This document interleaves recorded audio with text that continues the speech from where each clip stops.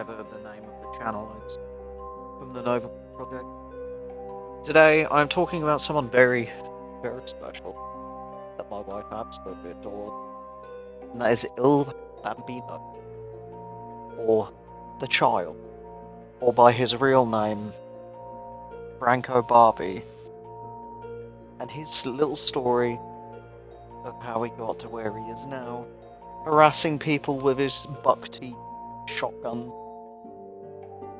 Oh, for fuck's sake, indeed, but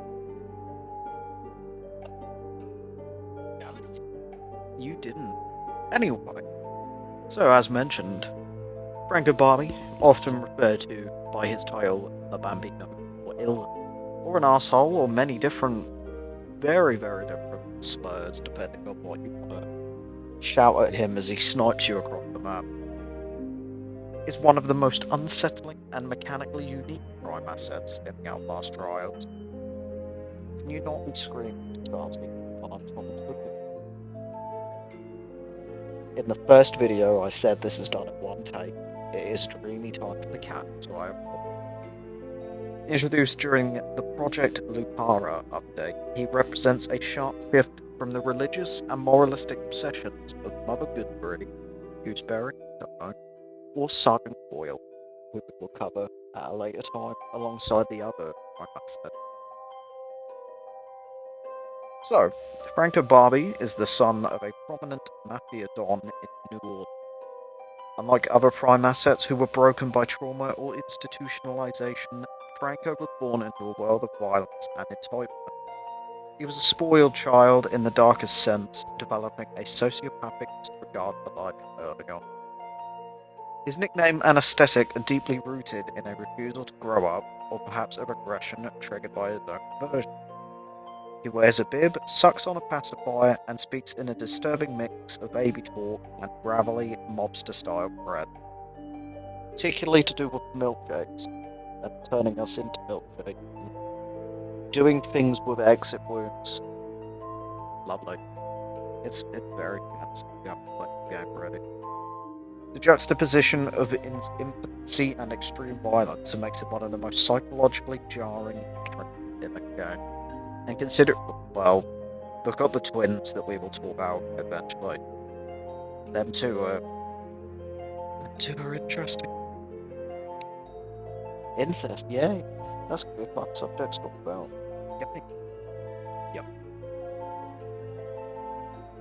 While other assets rely on melee weapons, with Coil's electric baton or Gooseberry's drill puppet of her own father, Franco brings a civilized brutality to the trials produced firearm.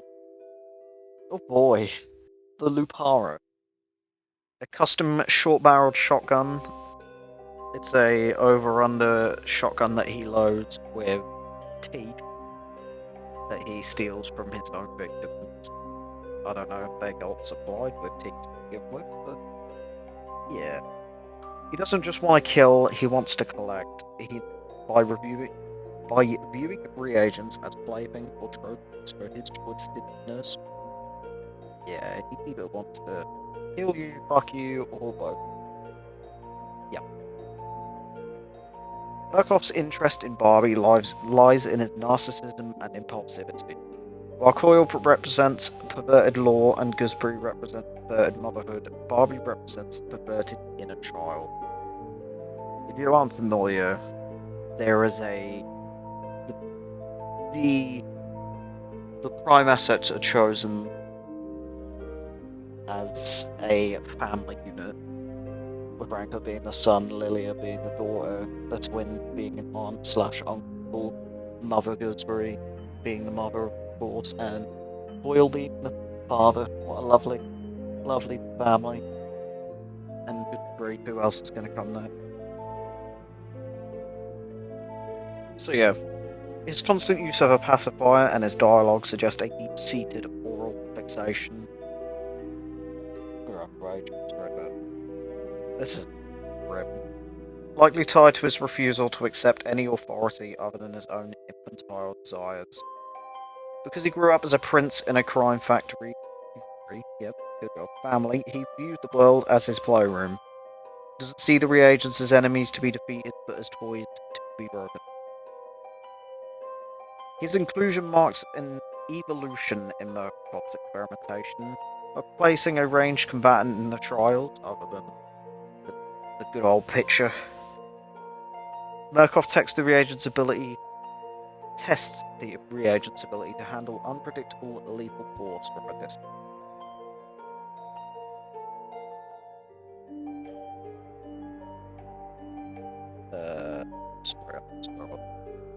Franco Barbi is a testament of Murkoff's ability to find the most depraved elements of human nature and weaponize them. He's not a victim of the system like many reagents, he is a predator who found a larger cage to play. Very easy.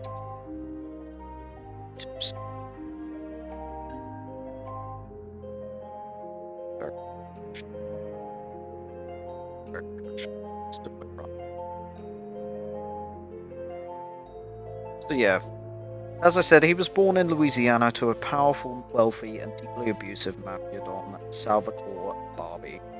His mother died when he was very young or never present, leaving Franco to be raised by his father and a revolving door of stepmother, which is with all foreshadowing. The environment lacked any genuine affection. The only time it ever showed him positive attention, the only reward young Franco received, was for acts of extreme violence. At age 12, Franco committed his first murder, killing a man who owed his father money. His father's approval after this act cemented his path as a hitman and an enforcer. Franco's appearance, specifically the damage to his skull and face, is a combination of a congenital birth defect and the horrific ongoing physical abuse he suffered at the hands of his father. Which is horrible, but no, he's horrible as well. As he grew, Franco's personality began to fracture into the twisted man-child persona Murkoff would later exploit. He was physically and psychologically stunted, struggling with impotence and a profound sense of inadequacy. His inability to perform in traditional sexual relationships, coupled with his desire to be nurtured, led to a cycle of violence. He would often murder the women he was with, viewing them as objects to be broken. His nickname, Il Bambino, is not just a moniker, it reflects his pathological longing to be cared for, often manifesting in disturbing ways. I told you this was going to get dark, such as crawling into the remains of his victims to mimic an infant in a womb. The final breaking point with his father came when Franco entered a sexual relationship with his father's fourth wife, Angelina. While the relationship was the only one in which Franco could perform, shall we call it, likely due to the element of degradation and defiance against his father, it ultimately led to his exile. His father beat him severely before casting him out of family business. After being exiled from New Orleans, Franco's vast wealth and capacity for violence allowed him to ease the pivot to the criminal enterprise. He eventually moved to Havana, Cuba, where he operated bookmaking rackets.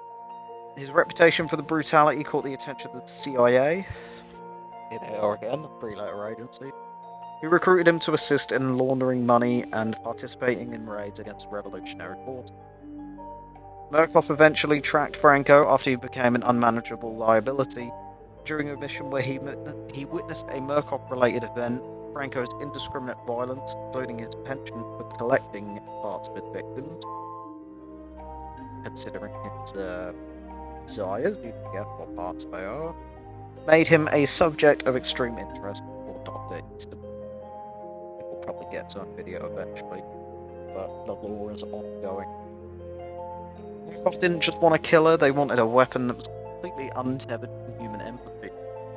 Murkoff notes that Franco's true charisma and power are tied to his firearm, the Lucara.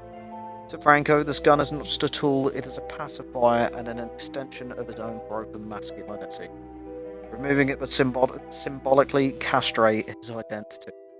And of course, because it's sworn off, it's like it's... What's the word? No, not...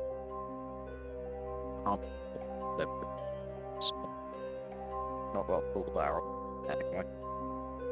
His belief that he is entitled to the world, a mindset learned from his childhood as a mafia prince, makes him an ideal, unpredictable participant in the trials.